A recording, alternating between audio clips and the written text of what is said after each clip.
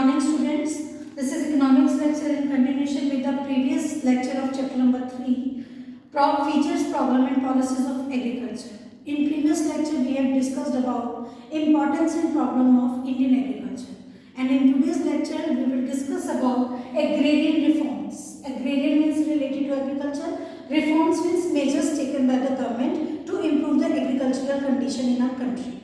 So these agrarian reforms can be classified in 3 different sections. These are technical reforms, institutional reforms and general reforms. So first of all, first we will discuss about technical reforms, in which first point is use of HYV seeds. During 1960, a green revolution came with the introduction of HYV seeds of wheat and rice in Punjab and Haryana.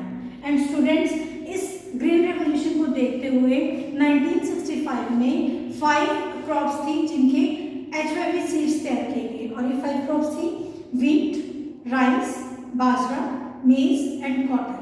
और इनके साथ साथ एक national seed corporation को भी set किया गया जो कि इन HYV सीड्स को डिस्ट्रीब्यूट करने का काम करती है. 2015-16 में 304 lakh ton HYV seeds were distributed among different sectors of different states of the India.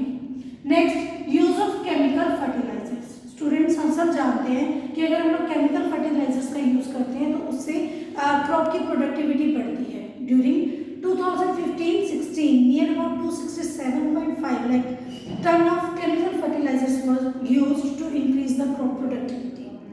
Use of insecticides and pesticides.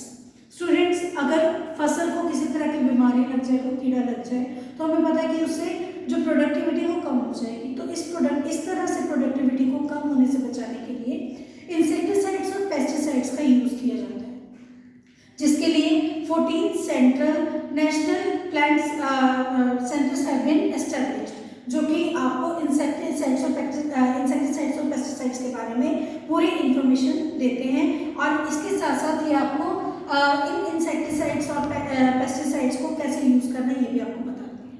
Next one is scientific farm management practices. Students, अभी तक इंडिया में जो कन्वेंशनल एग्रीकल्चर चल रहा था उसको अब साइंटिफिक फार्म मैनेजमेंट में चेंज किया गया, जिसके लिए कुछ स्टेप्स उठाए गए. ये स्टेप्स क्या थे? First point is selection of crop and their quality. Second is preparation of soil. Third one is rotation of crops, and fourth one is selection of seeds, and fifth one is use of fertilizers and pesticides. इन सब के लिए scientific farm management practices के लिए कि लोग जो है conventional farming को छोड़कर साइंटिफिक फार्मिंग को अडॉप्ट करें, इसके लिए पूरी कंट्री में near about 23 universities, agricultural universities have been set up.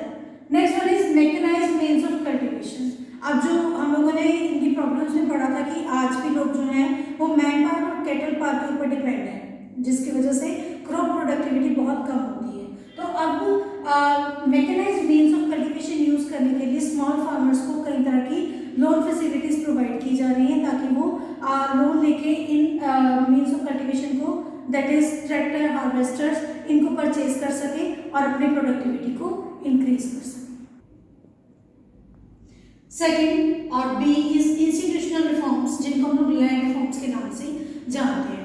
तो इनमें सबसे पहले आता है अबोलिशन ऑफ इंटरमीडिएरीज. इंटरमीडिएरीज जिनको हम लोग जमींदार के नाम से जानते हैं. स्टूडेंट्स, हम लोगों ने पहले पढ़ चुके हैं कि जमींदार जो है वो टीलर से एक्सेस में जो है रेंट ले लेते हैं और इसके बदले में वो किसी तरह से एग्रीकल्चर में इन्वेस्टमेंट नहीं करते हैं. तो यहाँ पर सबसे पहला काम क्या किया गवर्नमेंट ने, स्टेट गवर्नमेंट और टीलर्स जो कि एक्चुअल काम कर रहे हैं उनके बीच में से इंटरमीडिएरीज को खत्म कर दिया, और ये कोशिश की गई कि जितने भी टीलर्स हैं उनको एक्चुअल ओनर बनाया जाए. Second one is regulation of rent.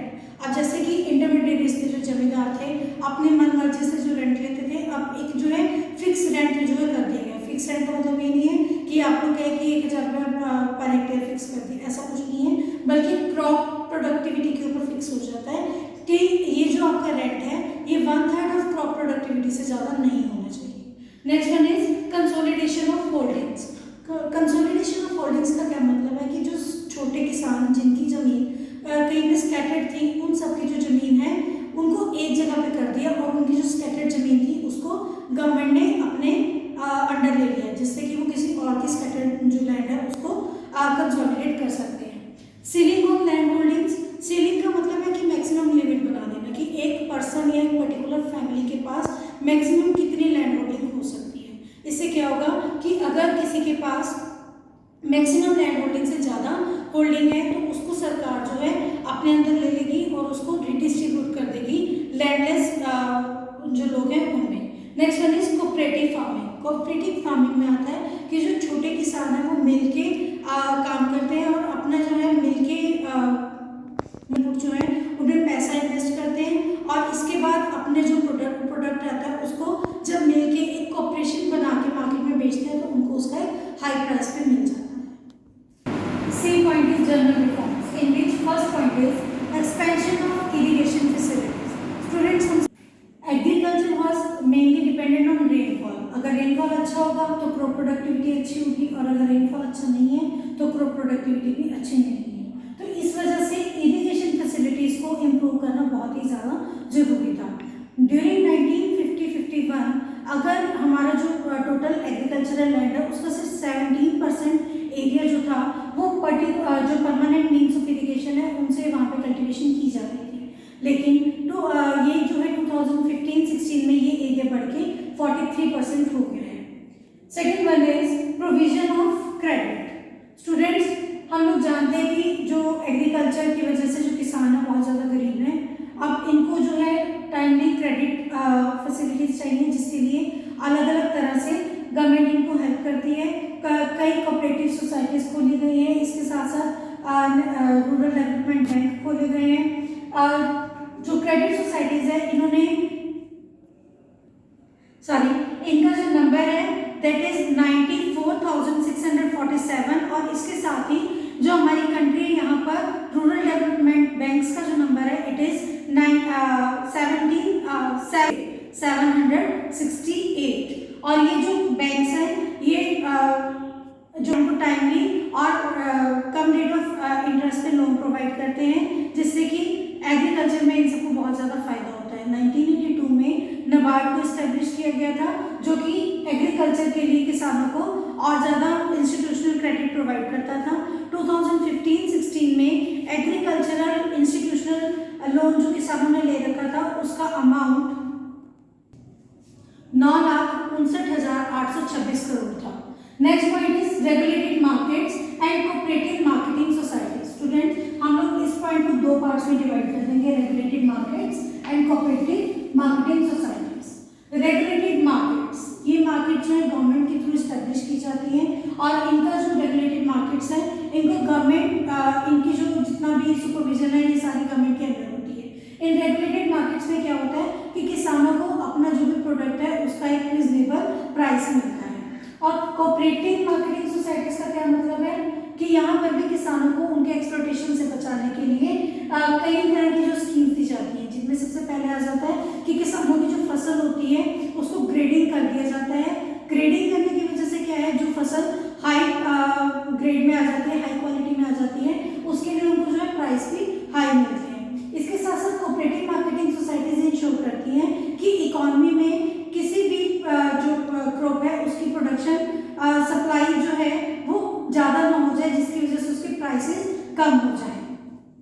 Cooperative marketing societies storage facilities भी प्रोवाइड करती हैं जिससे कि किसान अपनी फसल को जो है इन गोडाउन्स में स्टोर कर सकते हैं और उसको उनकी जो है रिजनेबल प्राइस टाइमली मिल सकते हैं।